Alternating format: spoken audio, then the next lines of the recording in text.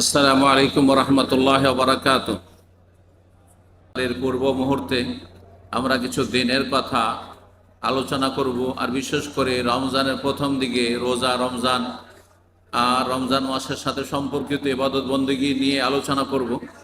আর তারপরে ইনশাআল্লাহ তাআলা আমরা কিছু আকীদা বিষয়, তাওহীদের বিষয়, সুন্নাতের বিষয় আর অন্য অন্য ফরজ যেসব গুরুত্বপূর্ণ আমল, ইবাদত বন্দেগী, সেসব নিয়ে ইনশাআল্লাহ তাআলা আপনাদের সামনে বিষয়ভিত্তিক আলোচনা রাখব।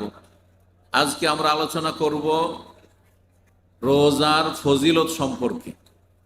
রোজা আর ফজিলত সম্পর্কে, রমজানের ফজিলত সম্পর্কে বেশ কিছু কথা আমরা আলোচনা করেছি, কিন্তু রোজা সিয়ামের ফজিলত সম্পর্কে আমরা দু একটি হাদিস শোনাবো, আর তারপরে সময় থাকলে অন্যান্য বিষয় আমরা তার সাথে পেশ করার চেষ্টা করব। আল্লাহ রাব্বুল আলামিন যেন আমাদেরকে এই রোজা রমজানের গুরুত্ব বুঝার তৌফিক দান করেন এবং ফরজ রোজা সুন্দরভাবে পুরোপুরি রাখার তৌফিক দান করেন, ঈমানের সাথে, শারীরিক সুস্থতার সাথে এবং সার্বিক শান্তির সাথে আল্লাহ রাব্বুল আলামিন ইবাদত বন্দেগীগুলি করার তৌফিক দান করেন। সিয়ামের সাথে আল্লাহ কিয়াম তারাবি সুন্দরভাবে আদায় করার তৌফিক দান করেন। রমজান মাস হচ্ছে কোরআনে কারীমের মাস, কোরআনে কারীমের তেলাওয়াতের বেশি বেশি তৌফিক দান করেন। যারা কোরআনে কারীম পড়তে জানেন না তাদেরকে কোরআন শেখার তৌফিক দান করেন। কোরআন যারা পড়তে পারেন কিন্তু অর্থ বোঝেন না তাদেরকে আল্লাহ অর্থ বোঝার তৌফিক দান করেন। কারণ কোরআনের অর্থ না বুঝলে আল্লাহ আপনাকে আমাকে কি সম্বোধন করেছেন, কি হুকুম করেছেন, কি বারণ করেছেন, কি করে জানবেন আপনি? শুধু পরের মাধ্যমে, পরের জিভা দিয়ে তো স্বাদ চাখা হয়নি। খাওয়া দাওয়ার ক্ষেত্রে পরের জিভাতে স্বাদে ও যদি বলে যে ঝাল, তো ঝাল আপনার কাছে, ও যদি বলে যে না লবণ কম, তো কম, লবণ বেশি তো বেশি। এটা তো দুনিয়ার ক্ষেত্রে করেন না, কিন্তু ধর্মের ক্ষেত্রে, ঈমান ইসলামের ক্ষেত্রে, আখিরাতের ক্ষেত্রে, জাহান্নাম জান্নাতের বিষয়, যেখানে জাহান্নাম থেকে বাঁচতে হবে, জান্নাতে যেতে হবে, এই বিষয়ের ক্ষেত্রে সব পরের স্বাদের ওপর আপনি নির্ভরশীল। হুজুররা কোরআন আমাদেরকে শিখান, কোরআনের কথা বলেন, কোরআনের আলোচনা করেন, ওই তাফসীর করেন, দ্বীনের কথা বলেন। আপনাকে নিজে বুঝতে হবে না, আপনার নিজে বুঝা ফরজ কাজ, এটাকে গরজ করতে হবে। দুনিয়ার গরজে ভাঙা আরবি শিখে গেছেন, সৌদি আরবে সে মালিককে বুঝাইতে হবে, আর ফোরম্যান সুপারভাইজারের কথা বুঝতে হবে, বুঝাইতে হবে, আর কাজ নিতে হবে, কাজ দিতে হবে, আর পয়সা বেতন নিতে হবে। যার ফলে ভাঙ্গা আরবি দিয়ে বুঝিয়েও নিচ্ছেন, বুঝাও নিচ্ছেন, যে আরবিতে কোনো অস্তিত্ব নেই। হ্যাঁ, গ্রামারের উর্দে কোনো গ্রামার লাগে না, কিচ্ছু লাগে না, শুধু শব্দ বাস, ফি মাফি করে নিজেও বুঝে যাচ্ছেন আর অন্যকে বুঝিয়ে দিচ্ছেন। কারণ এটা দুনিয়ার স্বার্থ, দুনিয়ার গরজ। আখিরাতের স্বার্থে কি করছেন আপনি? পরকালের স্বার্থে কি করছেন আপনি? জান্নাত যাওয়ার জন্য আপনার কি কর্মসূচি আছে? কিছু আছে? জাহান্নাম থেকে বাঁচার জন্য কিছু কার্যক্রম আছে আপনার? কোনো আপনার প্ল্যানিং আছে? কিছুই নেই আপনার জীবনে, ব্যাস দেখা দেখি। এভাবে চলবে না। আল্লাহ রাব্বুল যেন সঠিক বুঝ দান করেন এবং প্র্যাকটিসিং মুসলিম হওয়ার তৌফিক দান করেন।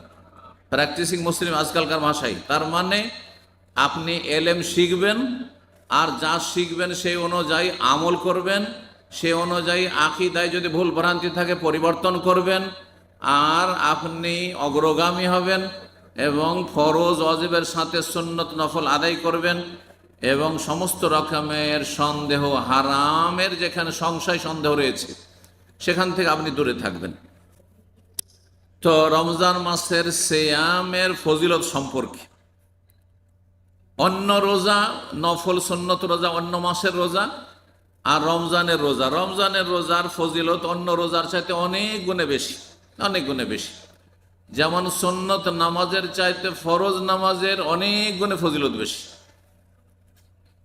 এইরকমই ফরজ জাকাতের ফজিলত দান সাদকার চাইতে অনেক গুণে বেশি। যে কোনো ফরজ ইবাদত বন্দেগীর গুরুত্ব সবচাইতে বেশি, ফজিলতও বেশি। হাদিসে কুদসি আল্লাহ রাব্বুল আলামিনের বাণী রয়েছে হাদিসে, যা রাসূলুল্লাহ সাল্লাল্লাহু আলাইহি ওয়াসাল্লাম বর্ণনা করেছেন। তা দিয়ে শুরু করি। আবু হুরায়রা রাদিয়াল্লাহু তাআলা আনহু বলছেন, কালা রাসূলুল্লাহ সাল্লাল্লাহু আলাইহি ওয়াসাল্লাম, রাসূলুল্লাহ বলেন, কালা আল্লাহু আযজা ওয়া জাল, মহান আল্লাহ ইরশাদ করেন, কুল্লু আমালে ইবনে আদম লাহু, আদম সন্তানের সমস্ত আমল তার জন্য। তার জন্য মানে তাতে কিছু একটা অংশ আছে, হ্যাঁ, তাতে কিছুটা তার ভাগ আছে, তাতে দুনিয়াদারি এসে যাওয়ার সম্ভাবনা রয়েছে। লোক দেখানো, লোককে শোনানোর দিকগুলি সেখানে ফুটে উঠে, হতে পারে অধিকাংশ লোক তাতে আংশিকভাবে ও পুরোপুরিভাবে লিপ্ত হয়ে যায়, যার ফলে আমলকে নষ্ট করে ফেলে বা আমলের নেকিকে কমিয়ে ফেলে লোক দেখানো যখন কিছু নিয়ত হয়ে যায়। ইল্লা সিয়াম, তবে সিয়াম রোজা একেবারে ব্যতিক্রম। রোজা মানুষকে দেখানো যায় না। আল্লাহ বলছেন স্বয়ং যে সমস্ত আমলে বান্দার একটা অংশ আছে। নামাজ পড়েন, আপনাকে কেউ না কেউ দেখছে, অবশ্যই দেখবে। আপনার স্ত্রী, আপনার ছেলে মেয়ে, আপনার আত্মীয় স্বজন, আপনার বাড়ির লোকেরা, আপনার আশেপাশের লোকেরা, আপনার মহল্লার লোকেরা, যে মসজিদে আপনি নামাজ পড়েন সেই মসজিদের মুসল্লিরা, যে বিল্ডিংয়ে থাকেন সেই বিল্ডিংয়ের লোকেরা জানে যে আপনি নামাজি, নামাজে যান। তার নামাজ পড়লে দেখতে পাবে, দান সাদকা করলে দেখতে পাবে, জাকাত দিলেও মানুষ জানতে পারবে, হজ উমরা করলেও জানতে পারবে। কিন্তু রোজা জানাবার বিষয় নাই। এই জন্য রোজা একমাত্র তার দ্বারাই সম্ভব, আর সেই রাখে যেই ব্যক্তির অন্তরে আল্লাহর ভয় আছে, লাআল্লাকুম তাত্তাকুন, অন্তরে ভয় আছে। না হইলে দুনিয়াকে, হ্যাঁ, আমি বুঝিয়ে দিলাম যে আমি সারাদিন আপনাদের সামনে খাইনি, দাইনি, পানাহার করিনি, মানে আপনাদের মতো আমিও রোজা আছি। কিন্তু এইদিকে গোপনে, নির্জনে, ঘরের ভিতরে হোক আর বাথরুমে হোক আর পানিতে ডুব দিয়ে হোক না কেন, যে কোনো জায়গায় আপনি পানি খেয়ে নিন, দুনিয়ার কেউ জানতে পারবেন আল্লাহ ছাড়া। আল্লাহ ছাড়া কারো ক্ষমতা নেই রোজা সম্পর্কে জানার। আপনার রোজা আছেন না আছেন কারো ক্ষমতা নেই জানার। আমি রোজা আছি না আছি আল্লাহ ছাড়া কেউ জানেন না। আল্লাহ রাব্বুল আলামিন স্বয়ং এই কথা বলছেন হাদিসে কুদসি। সুতরাং যখন রোজা একমাত্র আল্লাহর জন্যই রাখা হয়, ফাইন্নাহু লি ওয়া আনা আজজি বিহি, সেটা আমার উদ্দেশ্যেই রাখা হয়, ইখলাসের সাথে, নিষ্ঠার সাথে। সুতরাং আমি স্বয়ং তার বদলা দেব, প্রতিদান দেব। আল্লাহ নিজ হাতে রোজার নেকি সওয়াব পুরস্কার দেবেন। এ হচ্ছে রাসূলুল্লাহ সাল্লাল্লাহু আলাইহি ওয়াসাল্লাম হাদিস, যা আল্লাহ রাব্বুল আলামিন থেকে তিনি বর্ণনা করেছেন, মহান আল্লাহর বাণী। অন্য আরেকটা অংশ রয়েছে যে প্রত্যেক আমলের নেকি ফেরেশতাকে লিখার জন্য বলা হয়েছে। এক নেকি কি হয়, এলা আশারাত আমসালিহা, 10 গুণ হয়ে যায়। কত হয়? একটা নেকি করলে 10 হয়। 1 টাকা সাদকা করলে, 1 টাকা জাকাত দিলে, একটা হজ করলে 10 গুণ হয়, একটা উমরা করলে 10 গুণ হয় কমপক্ষে। এলা সাবে মেয়াতে দেফিন, সেটা বাড়তে বাড়তে কারো জন্য 100 হইলো, 200 হইলো, 300, 400, 500, 600। এলা সাবে ম্যাক্সিমাম সেটা সর্ব ঊর্ধ্বে 700 পর্যন্ত হয়ে যায়। তাহলে একটা নেকি, 1 রাকাতের নামাজের নেকি 700 পর্যন্ত পৌঁছিতে পারে। নবী সাল্লাল্লাহু আলাইহি ওয়াসাল্লাম এই হাদিস, এবং হাদিসে কুদসি আল্লাহ বলছেন ইল্লা সিয়াম, তবে রোজা, ফাইন্নাহু লি ওয়া আনা আজজি বিহি, আল্লাহ বলছেন যে রোজা একমাত্র আমার সন্তুষ্টির জন্য, আমার ভয়ে, আমার কাছে কিছু পাওয়ার জন্য, মহাপুরস্কার নেওয়ার জন্য, জান্নাত যাওয়ার জন্য, জাহান্নাম থেকে বাঁচার জন্য রোজা রাখে। সুতরাং আমি তার বদলা দেব। এ হচ্ছে রাসূলুল্লাহ সাল্লাল্লাহু আলাইহি সাল্লামের হাদিস।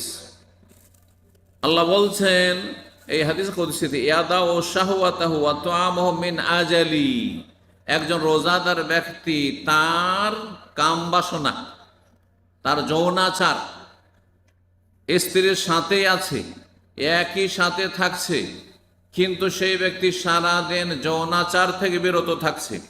ওয়া তুআমাহু ওয়া শারাবাহু, পানাহার থেকে বিরত থাকছে। কার জন্য? মিন আজালি, আল্লাহ বলছেন শুধু আমার জন্য, কারোর জন্য নাই, আমার জন্য। না নির্জনে স্বামী স্ত্রী কি করছেন কে জানবে, ছেলে মেয়েও জানতে পারবে না, এমনি ঘরে আছে। কিন্তু আপনি যৌনাচার করছেন না, যা হারাম, যাতে রোজা ভঙ্গ হবে, কাবিরা গুনাহ করবেন, আপনি দুনিয়া আখিরাত ধ্বংস করবেন। পানাহার করছেন না, এক ঢোক পানি পান করছেন না, ভিতর শুকিয়ে আসছে, তারপরও চাইছেন যে রোজাটা কমপ্লিট করিনি, আমি পারবো, আমি মরবো না, সুবহানাল্লাহ। এইভাবে অনেকে কষ্ট করে রোজা রাখছে। যারা ভুক্তভোগী নয় আমরা বুঝতে পারবো না, কারণ ঠান্ডায় থাকছি, ঠান্ডা মৌসুমে থাকছি, ঠান্ডা জায়গায় থাকছি, কিন্তু যারা রোদরে সারাদিন কাজ করছে, মেহনতের কাজ করছে, তাদের অবস্থা দেখেন যে তারা অনেকেই এত তাদের ইমান মজবুত যে ইচ্ছা করলে রোজা ছেড়ে দিতে পারে, আল্লাহ ছাড়া কেউ তাদের ধরতে পারবে না। তারপরও কষ্ট করে একেবারে কঠিন অবস্থা হয়ে যাচ্ছে, তারপর রোজা ছাড়ছে না। এরকম দু একজন ভাই আমার সামনে এসে বলছেন যে সাহেব, আজকে ভিতরটা এমনভাবে শুকিয়ে আসছে যে সবই মনে হচ্ছে শুকিয়ে গেছে, শুকিয়ে গেছে একেবারে শেষ অবস্থা, তারপরেও রোজা ছাড়ছেন না। কার জন্য?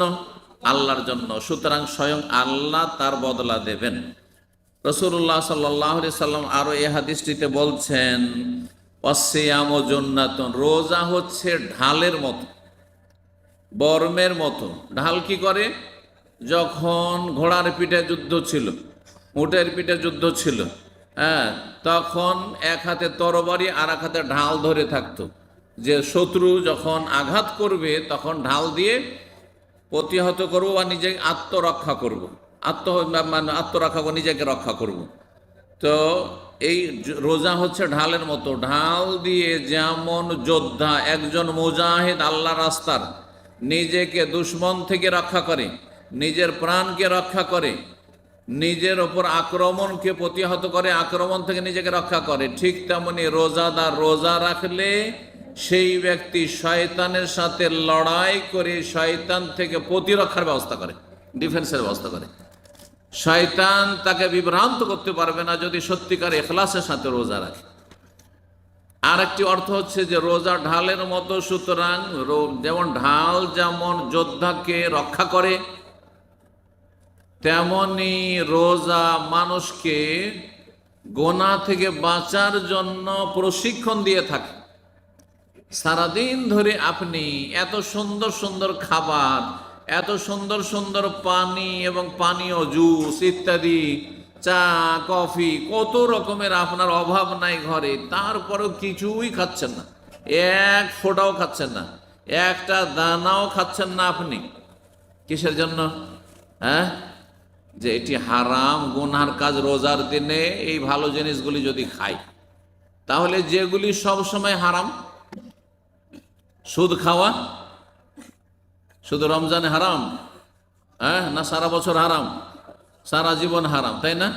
ঘুষ খাওয়া সবসময় হারাম, পরে টাকা পয়সা বেইমানি করা, ধার নিয়ে উধাও হয়ে যাওয়া, না দেওয়া, সব সময় হারাম। বেইমানি করা, কারো জমি জায়গা দখল করে নেওয়া, কাউকে মারধর করা, কাউকে খুন করা, কারো হক নষ্ট করা, কারো মান ইজ্জত নষ্ট করা, ইত্যাদি ইত্যাদি যত আল্লাহ এবং রসুলের নাফরমানি এবং যেগুলি পাপ, এমনকি সামাজিকভাবে যেগুলি পাপ বলে স্বীকৃত, সামাজিকভাবে যেগুলো ক্রাইম বলে, অপরাধ বলে স্বীকৃত, সেগুলোর জন্য তো শরীয়ত লাগে না, কারণ কমন সেন্সে বুঝছেন যে এগুলো মানুষের কাজ না, সমাজ বিরোধী কাজ। যেমন চুরি করা, ডাকাতি করা, ছিনতাই করা, বেঈমানি করা, আত্মসাৎ করা, মারামারি করা, কলহ বিবাদ করা, খুন করা, জেনা করা, ধর্ষণ করা, ব্যভিচার আর মদ খাওয়া, এগুলো সামাজিক অপরাধ। হিরোইন গাঁজা খাওয়া সামাজিক অপরাধ, সোশ্যাল ক্রাইম। এগুলি অমুসলিমও জানছে যে এগুলি হচ্ছে ক্রাইম, আর এরা হচ্ছে ক্রিমিনাল।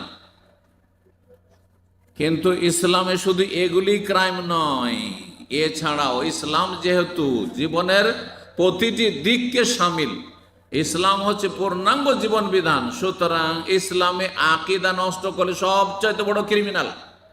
যেই ব্যক্তি শিরিক করে সেই ব্যক্তি সবচাইতে বড় অপরাধী। যেই ব্যক্তি দুর্গা দরগাকে সেজদা করে, মাজারে সেজদা করে, মূর্তিকে সেজদা করে, গাছকে সেজদা করে, পাথরকে সেজদা করে, অথবা আল্লাহ ছাড়া অন্যের কাছে সাহায্য চায়, জিনের কাছে সাহায্য চায়, আর গণকের কাছে সাহায্য চায়, ভবিষ্যৎ জানতে চায়, সেই ব্যক্তি সবচেয়ে বড় অপরাধী, সবচেয়ে বড় অপরাধী। যে আকীদা নষ্ট করে সে সবচেয়ে বড় অপরাধী। যে ব্যক্তি জানে না যে আল্লাহ কোথায়, যে বলে আল্লাহ সর্বত্র বিরাজমান, কলবে কলবে আল্লাহ, কলবুল মোমেন আরশুর রহমান, মোমেনের কলবে আল্লাহর কত আল্লাহ আছে, যে আপনার কলবে, আমার কলবে, সবার কলবে, আর সব কিছুতে বিরাজমান, কুকুর শ্রীকাল সব কিছুতে আল্লাহ বিরাজমান, সর্বত্র বিরাজমান, সব কিছুতে বিরাজমান। আউযু বিল্লাহ। তাহলে এই ব্যক্তি আকীদার মূর্খ, যে আকীদার মৌলিক বিষয়টি জানে না, ইসলামের মৌলিক বিষয় জানে না, যার ধারণা আল্লাহ সর্বত্র বিরাজমান মানে হিন্দুদের ধর্ম। কারণ হিন্দুরা সব কিছুরই পূজা করে, কারণ তাদের ব্রহ্মা তাদের ধারণায় সব কিছুতে। সুতরাং পাথর পূজা করলেও ব্রহ্মার পূজা হয়, আর গাছের পূজা করলেও ব্রহ্মার পূজা হয়, আর আপনার ওই লিঙ্গ পূজা করলেও ব্রহ্মার পূজা হয়, আর ও গাভী গরুর পূজা করলেও ব্রহ্মার পূজা করা হয়। সুতরাং সব কিছুর পূজা করে, সব কিছু তাদের কাছে পূজনীয়।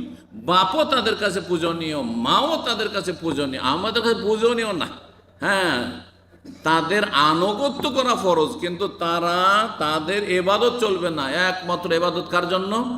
আল্লাহর। যে এই কথা জানলো না, যে আল্লাহ কোথায় জানলো না, আল্লাহ রাব্বুল আলামিন সম্পর্কে সঠিক ধারণা রাখলো না, সে সবচেয়ে বড় অপরাধ।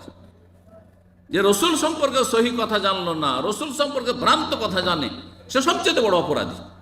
কিন্তু সেটি সামাজিক অপরাধ নয়, কারণ অমুসলিমদের কাছে তো ইসলামের কোনো জ্ঞান নেই, আল্লাহর বিধানের কোনো জ্ঞান নেই, আসমানি সিলেবাসের কোনো জ্ঞান নেই, যার ফলে সেগুলিকে সামাজিক অপরাধ বলেনি তারা।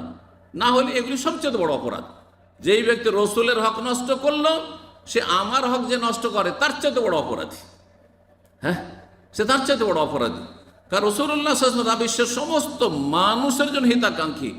আপনার আমার বাবা মায়ের চাইতেও বেশি আমার জন্য, আপনার জন্য হিতাকাঙ্ক্ষী রাহমাতুল লিল আলামিন। তিনি রহমত। আপনার বাবা মা, আমার বাবা মা রহমত, এ কথার সার্টিফিকেট আল্লাহ দেননি, কিন্তু রাসূলুল্লাহ বিশ্ব জাহানের জন্য রহমত, এই সার্টিফিকেট আল্লাহ দিয়েছেন। ওমা আরসালনাকা ইল্লা রাহমাতাল লিল আলামিন। শুধু আল্লাহর পরে সবচেয়ে বড় হক কার? রাসূলুল্লাহ সাল্লাল্লাহু আলাইহি সাল্লামের হক। সুতরাং যারা রসুলের হক নষ্ট করলো তারা সবচেয়ে বড় অপরাধী। 2 নম্বরে আল্লাহর হক নষ্ট করার পরে বাপ মায়ের হক নষ্ট করলো, অপরাধী। আর তারপরে নামাজ পড়লো না, সে অপরাধী। জি, কাবিরা গুনাহ করলো, সে বড় অপরাধী। কিন্তু সমাজে বেনামাজি কোনো অপরাধী নয়। সুতরাং বেনামাজিকে মেয়ে তুলে দিয়ে দিচ্ছেন, বেনামাজির সাথে বোনের বিয়ে দিয়ে দিচ্ছেন, আর বেনামাজির সাথে আপনার আন্তরিকতা, অন্তরের বন্ধু, অন্তরঙ্গ বন্ধু আপনার হয়ে যাচ্ছে, যেগুলি হারাম। একজন খুনি, একজন জেনাকারী, একজন আপনার গাঁজাখোর, একজন হিরোইনখোর, একজন সুদখোর, ঘুষখোর যেমন অপরাধী, তার চাইতে কম অপরাধী নয় একজন বেনামাজি, একজন বেরোজাদার। এগুলো আমাদেরকে অবশ্যই জানতে হবে, যাতে করে আমরা জানি যে কারা অপরাধী। সীমিত 2-4টা কাজ করলে অপরাধী হয়ে যায়, আর বাকি হাজার হাজার গুনায় লিপ্ত রয়েছে, আর তাদেরকে আপনার ভালো মানুষ মনে করছেন, আর তারা মনে করছেন যে দেশের তারা কল্যাণ করবে, তারা নেতৃত্ব আসলে, তারা ক্ষমতা আসলে তারা আমাদের হিতাকাঙ্ক্ষী হবে, এরা আমাদের ভবিষ্যৎ না। কোনোদিন এরা ভবিষ্যৎ নাই। যারা আল্লাহর হক নষ্ট করেছে, রসুলের হক নষ্ট করেছে, যারা ইসলাম সম্পর্কে কোনো জ্ঞান রাখে না, যারা মনে করে ইসলাম মানে মৌলবাদ, আর ইসলামপন্থী মানে মৌলবাদী, ইসলাম চর্চা করলে মৌলবাদী হয়ে যায়, আর যদি ইসলামের দণ্ডবিধান সেগুলি তাদের কাছে মধ্যযুগীয় আপনার কি বলা হচ্ছে, শাস্তি বলা হয়। আর এরা আসলে ইসলামের কিছুই জানে না। এদেরকে নেতৃত্ব পাঠিয়ে, এদেরকে ওপরে পাঠিয়ে কি আশা করতে পারেন দেশের জন্য, জাতির জন্য, আর আপনার জন্য, আমার জন্য? কারোর জন্য কল্যাণ নেই এদের মধ্যে। আল্লাহ তাদের অনিষ্ট থেকে আল্লাহ মুসলিম সমাজকে রক্ষা করুন, মুসলিম দেশকে রক্ষা করুন, এবং ভালো মানুষদেরকে আল্লাহ রাব্বুল সবসময় যেন শক্তিশালী করেন, এবং ভালো মানুষ দিয়ে আল্লাহ যেন দিনের খেদমত নেন। অসৎ লোকদেরকে আল্লাহ সৎ জীবনযাপনের মন মানসিকতা দান করেন, হেদায়েত নসিব করেন, তাদের কল্যাণ দান করেন, তাদের অনিষ্ট থেকে আল্লাহ রক্ষা করেন। বলছিলাম রমজান মাস সম্পর্কে। রমজান মাসের রোজা হচ্ছে ঢাল স্বরূপ, মানুষকে গুনাহ থেকে বাঁচাবে। যখন রোজা রাখবেন তখন ট্রেনিং হয়ে যাবে যে সবগুলি গুনাহ থেকে কেমন করে বাঁচবো। রোজার দিনে যেমন সারাদিন কিছু খেলাম না, পান করলাম না, যৌনাচার করলাম না, আর অশ্লীল কথা বললাম না, নোংরা ছবি দেখলাম না, আরে রোজা খারাপ হয়ে যাবে, সেই জন্য আমি নোংরা ছবি দেখি না হলে আপনার ফিল্ম দেখা হয়তো অভ্যাস আছে, এই আমি তোর সাথে ঝগড়া করবো না, ঝামেলা বাঁধাবো না, কারণ আমি রোজা আছি। এই ট্রেনিংটা সারা বছর রাখতে হবে। সমস্ত গুনাহ থেকে বাঁচার মতো আপনার মধ্যে ক্ষমতা, এনার্জি তৈরি করতে হবে, ইমানি এনার্জি। আল্লাহ যেন তৌফিক দান করেন। বলছেন রাসূলুল্লাহ সাল্লাল্লাহু আলাইহি ওয়াসাল্লাম, ফাইজা কানা ইয়াউমু সাওমি আহাদিকুম, সুতরাং তোমাদের রোজার দিন যখন হবে, এই যে রোজার দিনে আছেন, কি করতে হবে? ফালা ইয়ারফুস, যৌনাচার করিও না, বা যৌন সম্পর্কীয় আলাপ আলোচনা করিও না। বেগানা মহিলার সাথে মোটেই না, একেবারে না। সুতরাং যারা কোনো বেগানা মহিলার সাথে আপনি বিবাহ বন্ধন ছাড়া তাদের সাথে আপনি প্রেম আলাপ করছেন, টেলিফোন করছেন, আমোদ ফুর্তি করছেন, টাইম পাস করছেন, এইসব করছেন, তারা নোংরা চরিত্রের মানুষ। তারা নিজের ভবিষ্যৎকে নষ্ট করছে, নিজের পরিবারের ভবিষ্যৎকে নষ্ট করছে এবং নিজের আগামী প্রজন্ম যে ছেলে মেয়ে হবে আশা রাখে তাদের ভবিষ্যৎকে নষ্ট করছে। আল্লাহ তাদের সঠিক বুঝদান করুন। এবং রমজান মাসে স্ত্রীর সাথেও বেশি বাড়াবাড়ি করে যৌন সম্পর্কে আলোচনা করবেন না। কারণ এর আগে বলেছি রোজা ভঙ্গের কারণ একটি হচ্ছে ইচ্ছা করে বীর্যপাত করা, বেশি আমোদ ফুর্তি করতে গিয়ে আর বেশি আপনার যৌন সম্পর্কীয় কথাবার্তা বলতে গিয়ে হতে পারে টেলিফোনে কথা বলতে বলতে বীর্যপাত হয়ে গেল, হতে পারে মজির পরে মজি দিয়ে শুরু হলো আর তারপরে মনে বীর্যপাত হয়ে গেল, আপনার রোজাকে নষ্ট করে ফেললেন। সুতরাং নবী সাল্লাল্লাহু আলাইহি ওয়াসাল্লাম বলছেন যে যৌন সম্পর্কে কোনো আলাপ আলোচনা বেশি করবে না স্ত্রী হলেও। ওয়ালা ইয়াসখাব, এবং হট্টগোল করবে না, হইচই করবেন না। রোজা অবস্থায় হইচই করে কথা বলা, চিৎকার করে কথা বলা, ওই যে হাট বাজারে যেমন কথা হয় ওই রকম কথা বলা না। আর কাউকে গালমন্দ করবে না। ফাইন সাব্বাহু আহাদুন আও কাতালাহু, আপনি কাউকে গালমন্দ করতে যাবেন না, কারো সাথে আপনি ঝগড়ায় জড়াতে যাবেন না, মারামারি করতে যাবেন না। কিন্তু কেউ যদি আপনাকে গাল দিয়ে দেয়, কেউ যদি আপনাকে মারতে আসে, মেরেও দেয়, তো কি করতে হবে? রাসূলুল্লাহ সাল্লাল্লাহু আলাইহি ওয়াসাল্লাম বলছেন ফালিয়াকুল, বলো ইন্নী ইমরিউন সায়েমুন, আমি রোজায় আছি, আমি রোজাদার মানুষ। ভাই, রোজাদার মানুষ বলে দিয়ে তাকে দুটো মেসেজ দিবেন। একটি হচ্ছে যে আমি কাপুরুষ না যে তোমাকে পারবো না সেই জন্য বরদাস্ত করে নিলাম, চুপ থেকে গেলাম, বরং পারবো, কিন্তু আমি তোমাকে তোমার খারাপ আচরণের উচিত বদলা দিলাম না। কিসের জন্য? যেহেতু আমি রোজায় আছি। একটি মেসেজ যে আমি কাপুরুষ না, বীর পুরুষ, কিন্তু আল্লাহ সন্তুষ্টির জন্য তোমার সাথে আমি ঝামেলা বাঁধাতে, তুমি মারলে গাল দিলে আমি একটিও কথা বলবো না। 2 নম্বর মেসেজ হচ্ছে তাকে ইমানি আঘাত করা, ইমানি নক করা। সেটা হচ্ছে কিভাবে? যে ভাই আমি রোজায় আছি, তার মানে আপনি একটু সাবধান হন, আল্লাহকে ভয় করেন, আমি রোজায় আছি। রোজাদার মানুষের সাথে আপনি খারাপ আচরণ করিয়েন। এই রোজাদার মানুষের সাথে আপনার এই খারাপ আচরণ করাটা এটা মানুষের চরিত্র না, এটা মানুষের চরিত্র না। অনেক অমুসলিম আছে যারা ভালো মানুষ, অমুসলিম সবাই যে বিদ্বেষী তা নাই। যারা বিদ্বেষী তাদেরকে আল্লাহ ধ্বংস করুন। কাফের যারা বিদ্বেষী, ইসলামের শত্রু, মুসলিমের শত্রু, আল্লাহ তাদেরকে ধ্বংস করুন, বলুন আমিন। জি। কিন্তু প্রতিটি সমাজে খারাপের সাথে ভালো মানুষ আছে, সংখ্যা কম আর বেশি। তাদেরকে আমি দেখেছি, অমুসলিম রাস্তায় সফর করছে আর হঠাৎ করে হয়তো ধূমপান শুরু করতে গিয়েছে, আর দেখে বুঝতে পারছে যে তো মুসলিম আছে, সাথে সাথে এসে ক্ষমা চাইছে। ও ভাবছে যে আমার ধূমপানের কারণে, ওর ধূমপানের কারণে আমার রোজার ক্ষতি হয়ে যাবে, সুতরাং সে পাপী হয়ে যাবে, সেজন্য আমার কাছে ক্ষমা চাইছে। যেটা অনেক মুসলিম মূর্খ বেদিন মুসলিমও এই আমলটা করে না। তাহলে অমুসলিম সমাজে রোজার একটা কি আছে? শ্রদ্ধাবোধ আছে, রোজার একটা মান সম্মান আছে যে আপনি একটা ইবাদতে আছেন। এই কথাটি যে আপনার সাথে ঝগড়া করতে আসছে, মারামারি করতে আসছে, যে গাল দিচ্ছে আপনাকে, তাকে এই মেসেজটি দিয়ে দেন যে ভাই আমি রোজায় আছি, আমার সাথে তোমার এই আচরণ করাটা মোটেই মানুষের কাজ নাই, মানবতা বিরোধী কাজ।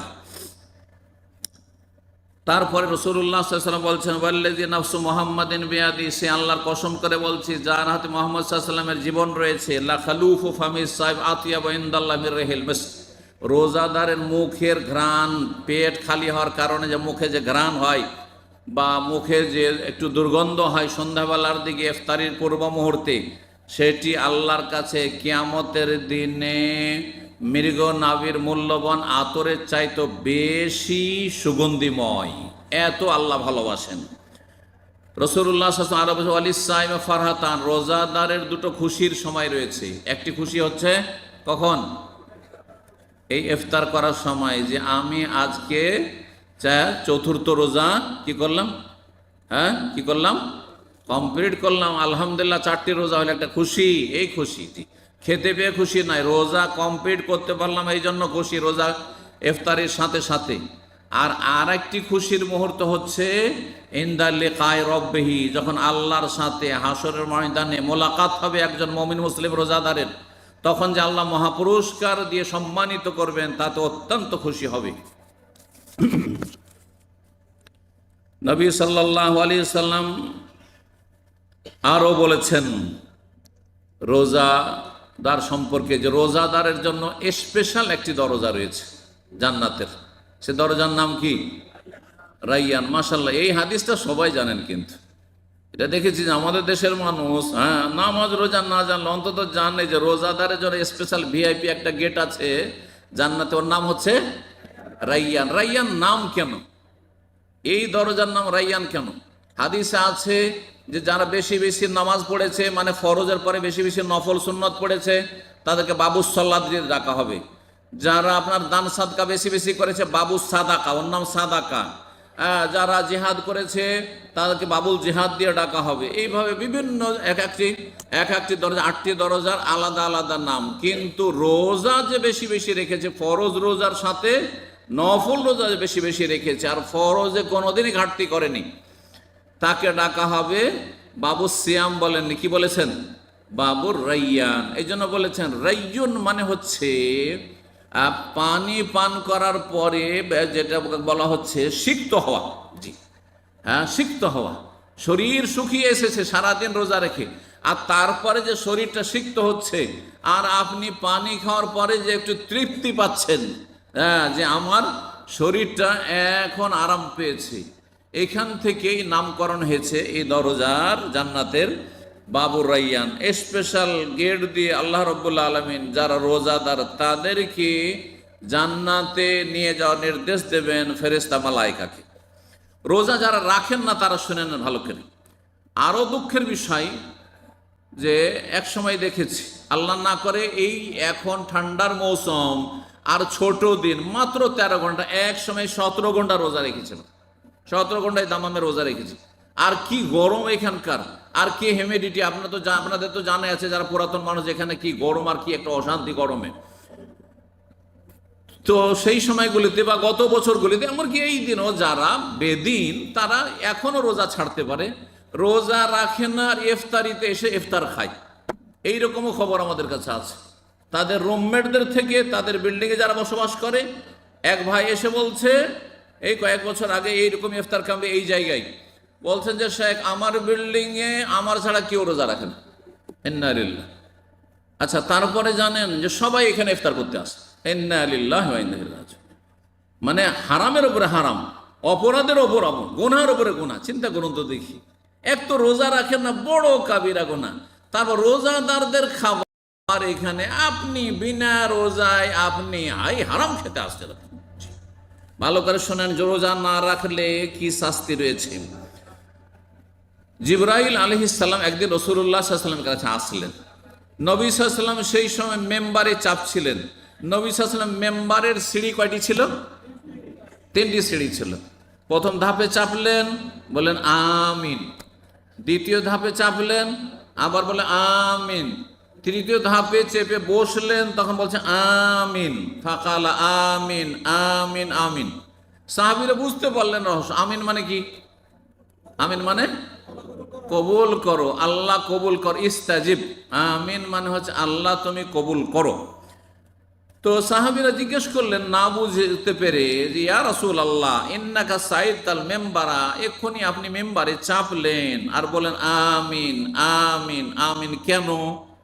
তখন রাসূলুল্লাহ বললেন ইন্না জিবরিল আলাইহিস সালাম আতানি, আজকে জিবরাইল আলাইহিস সালাম এক্ষুনি আমার কাছে এসেছিলেন, আর আসার পরে বললেন যে 3 শ্রেণীর মানুষকে ধ্বংসের দোয়া দাও, আল্লাহর লানত অভিশাপের দোয়া দাও, আল্লাহর রহমত থেকে তারা বঞ্চিত, তাদের সর্বনাশ হোক, তারা ধ্বংস হোক, এই বদদোয়া দাও। আমি বদদোয়া দিচ্ছি জিবরাইল, আর তুমি মুহাম্মদ সাল্লাল্লাহু আলাইহি সাল্লাম আমিন বলো আমার দোয়ার উপর। এই কথা বললেন।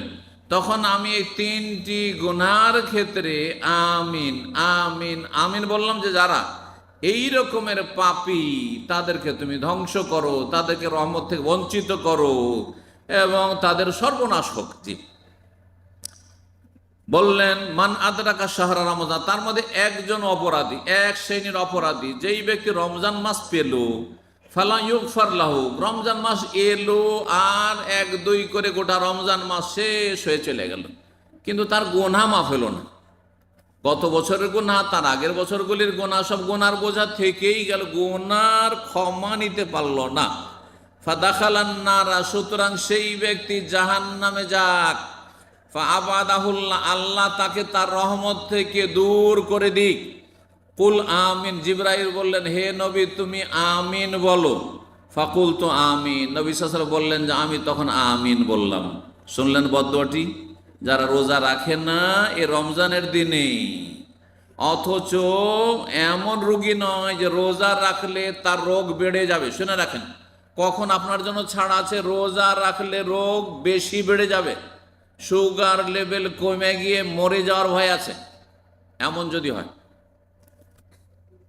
অথবা যে কোনো অন্য কোনো রোগ আছে যাতে মরে যাওয়ার ভয় আছে, প্রাণনাশের ভয়, অথবা রোগ বৃদ্ধি হওয়ার ভয় রয়েছে, তাহলে রোজা ছাড়তে পারবেন। অস্থায়ী রোগী ভালো হলে কাজা করতে হবে, আর স্থায়ী রোগী হলে তখন ফিদিয়া দিয়ে মুক্তি পাবেন আপনি। জি, ফিদিয়ার মাসাইল ইনশাআল্লাহ তাআলা আগামীতে আলোচনা করব। এক রোজার বদল একজন মিসকিনের খাবার দেবেন, সেটা পাক করে দেন, অথবা সহজ কথায় 1.5 কিলো করে চাউল, আধা সা 1.5 কিলো করে চাউল বা গম খাবার দিয়ে দেন। তার সাথে আরও কিছু যদি দেন আপনি, তরি তরকারির জন্য আমাদের দেশের মানুষরা যেহেতু ভাত খাওয়া অভ্যস্ত, তো সেটা আরও ভালো, বেশি দিলে কোনো দোষ নেই, কিন্তু সর্বনিম্ন 1.5 কেজি করে চাউল দিতে হবে। তাহলে এক মাসের রোজা, যারা অত্যন্ত বেশি বৃদ্ধ হয়ে গেছেন, বার্ধক্যের কারণে রোজা রাখতে পারছেন না, অথবা অসুস্থতার কারণ, স্থায়ী অসুস্থতার কারণ রোজা রাখতে আর পারছেন না, আর ভালো হবেন না, ডাক্তার বলছে ভালো হবে না, আর গত রমজানও পারেননি, এইরকম যদি পরিস্থিতি হয় তাহলে কি করতে হবে? 30 রোজায় 30 ডেড়ে কত দিতে হবে? 45 কেজি চাউল একজন গরিবকে দিতে পারেন, আবার কয়েকজন গরিবকে দিতে পারেন, 30 জনকে দিতে পারেন। জি, আবার খাওয়াতেও পারেন। কিন্তু আমাদের সেটা ভুল ধারণা আছে, মনে করে যে রোজা রাখাচ্ছি বদলি রোজা, না না, বদলি রোজা হয় না, এই বদলি হজের মতো বদলি রোজা হয়নি। এই ভাষাটি ভুল এবং কথাটিও ভুল, তথ্য ভুল। বদলি রোজা বলে কিছু নেই, ফিদিয়া মানে আপনি মুক্তি লাভ করছেন মিসকিনের খাবার দিয়ে। দ্বিতীয় ব্যক্তি যাকে বদদুয়া দিয়েছেন, এমন ব্যক্তি মান আদরাকা ওয়ালিদাইহিল কিবারা আহাদাহুমা আও কিলাহুমা, যে ব্যক্তি বাবা মাকে বার্ধক্য অবস্থায় পেল, বুড়ো বাবা বুড়ো মাকে পেল, কিন্তু বাবা মাকে কষ্ট দিয়ে সে জাহান্নামে চলে গেল, জান্নাত লাভ করতে পারলো না, হতভাগা। আল্লাহ তাকে ভালো একটা চান্স দিয়েছে, সুযোগ দিয়েছিল যে বাপ মাকে বুড়ো অবস্থায় পেয়েছো, জান্নাত নিয়ে নাও, তাদের খেদমত করে, তাদের সেবা যত্ন করে, তাদের পরিচর্যা করে, তাদের খাবার দাবারের যত্ন নিয়ে, তাদের থাকার জায়গায় ভালো ব্যবস্থা দিয়ে, এক কথায় তাদের সেবা করে, তাদেরকে সন্তুষ্ট রেখে জান্নাত নিয়ে যাও, কিন্তু হতভাগা জাহান্নামী হয়েছে। সুতরাং আল্লাহ তাকে জাহান্নামে দেবেন এবং আল্লাহ তাকে রহমত থেকে দূর করুন। নবী সাল্লাল্লাহু আলাইহি ওয়াসাল্লামকে বললেন জিবরাইল যে আমিন বলুন, আমি বদদুয়া দিলাম। তৃতীয় ব্যক্তি, যেই ব্যক্তি রাসূলুল্লাহ সাল্লাল্লাহু আলাইহি ওয়াসাল্লামের নাম শোনে কিন্তু একবারও দুরূদ পড়ে না, এক মজলিসে কমপক্ষে একবার পড়তে হবে। এক মজলিসে, এই যে আমরা আজকে মজলিসে ধরেন আধা ঘন্টা 40 মিনিট বসলাম, একবার নবীর নাম বহুবার শুনছেন ধরেন, একবার পড়ে নিলে ফরজ ওয়াজিব আদায় হয়ে যাবে, গুনাহগার হবেন না।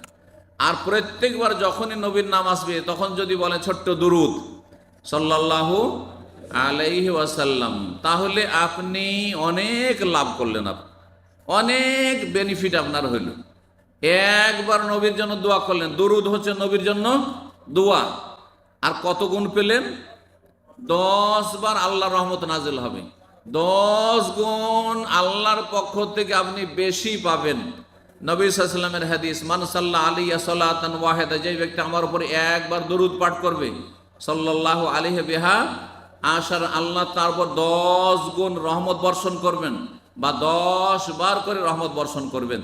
তাহলে 100 বার যদি দরুদ পাঠ করেন নবীর ওপর, তাহলে কত হয়ে যাবে? 110-এ 1000 হয়ে যাবে। এইভাবে চিন্তা করুন তো, যদি আপনি 1000 বার দরুদ পড়তে পারেন, বিশেষ করে জুমার দিনে এই সময়গুলোতে আর বিশেষ করে যখন নবীর নাম আসছে, প্রত্যেকটি কথায় আয়াত হাদিস যখন আলোচনা করছে, দিনের কথা চলছে, নবীর নাম আসছে, বক্তারা উচিত বলবেন নবীর নাম আসলে সাল্লাল্লাহু আলাইহি ওয়াসাল্লাম, এবং শ্রোতারাও বলবেন সাল্লাল্লাহু আলাইহি ওয়াসাল্লাম। তাহলে 10 গুণ রহমত নাজিল হবে। যারা একবারও দুরূদ পাঠ করেন না, যেমন আমাদের দেশে যারা সেকুলার, আমাদের দেশে যারা বেদিন, আমাদের দেশে যারা নাস্তিক, আমাদের দেশে যারা এই মিডিয়ায় যারা বামপন্থী ইসলামের শত্রু, এরা দেখেন মোহাম্মদ বলেছেন, মোহাম্মদ বলেছেন, হ্যাঁ নবী বলেছেন, এই ধরনের কথাবার্তা বলে, একবারও তাদের মুখে কোনো দরুদ নেই। তারপরে আমাদের দেশের বেদাতি বক্তাদের লক্ষণ, বেদাতি বক্তারা ওই রকমই, এরা নবীর নাম আসে কিন্তু নবীজি বলেছেন, হুজুরে পাক বলেছেন, হ্যাঁ, কিন্তু সাল্লাল্লাহু আলাইহি ওয়াসাল্লাম বলেন না। এরা হতভাগা বক্তা। আল্লাহ রাব্বুল আলামিন তাদেরকে সংশোধনের তৌফিক দান করেন এবং আপনাদেরকে বেশি বেশি নবী সাল্লাল্লাহু আলাইহি ওয়াসাল্লামের হক আদায় করা তৌফিক দান করেন। নবী সাল্লাল্লাহু আলাইহি ওয়াসাল্লামের একটি গুরুত্বপূর্ণ হক হচ্ছে দুরূদ পেশ করা, আল্লাহ যেন তৌফিক দান করেন। আর না হইলে যদি নবীর হক নষ্ট করা হয় তাহলে কঠিন শাস্তির সম্মুখীন হইতে হবে। এখানে আজকের আলোচনা শেষ করছি। এই হাদিসটি যে 3 বার করে আমিন বলার হাদিসটি ইবনে খুজাইমাতে রয়েছে, ইবনে হিব্বানে রয়েছে, এবং সহিহ তারগিব আল্লামা আলবানী রাহমাহুল্লাহ হাদিসটিকে সহিহ বলেছেন। এখানে আজকের আলোচনা শেষ করি। ওয়া জাযাকুমুল্লাহু খাইরান।